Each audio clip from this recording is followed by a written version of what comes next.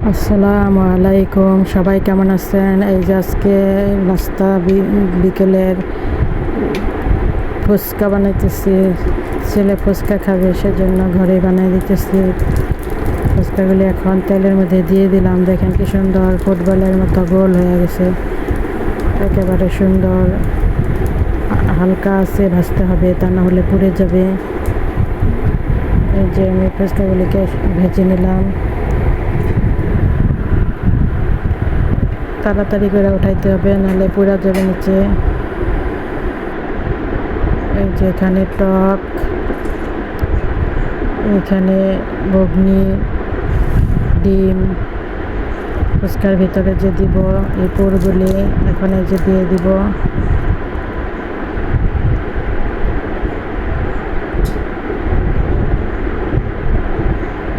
বাচ্চা মানুষ সারাদিনই খেতে চায়, এটা ওইটা হয়ে যাবে, ভাত বেশি খেতে পারে না।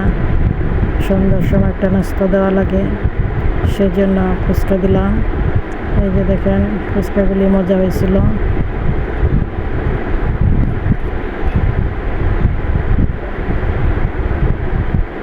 গরমের মধ্যে টকটা খেতে ভালোই লাগে। এই যে আমার ছেলেও বানাই দিতেছে, ভরে দিতেছে।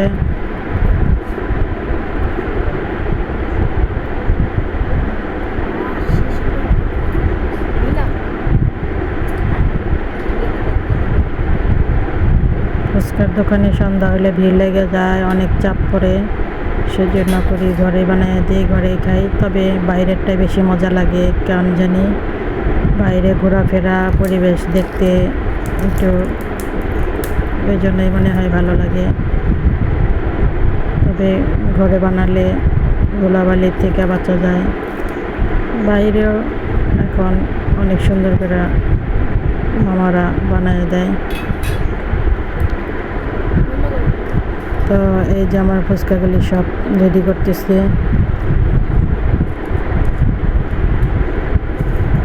সবাই ভালো থাকবেন, দোয়া করবেন, আর সবাই সবার পাশে থাকবেন। ভালো লাগলে ভিডিওটা একটু শেয়ার করে দিয়েন।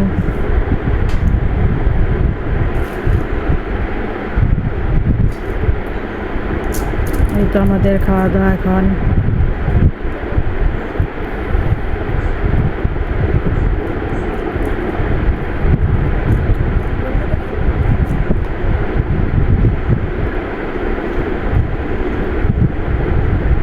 দেখতে থাকেন, তো শেষ হয়ে গেল সব কিছু ভরা।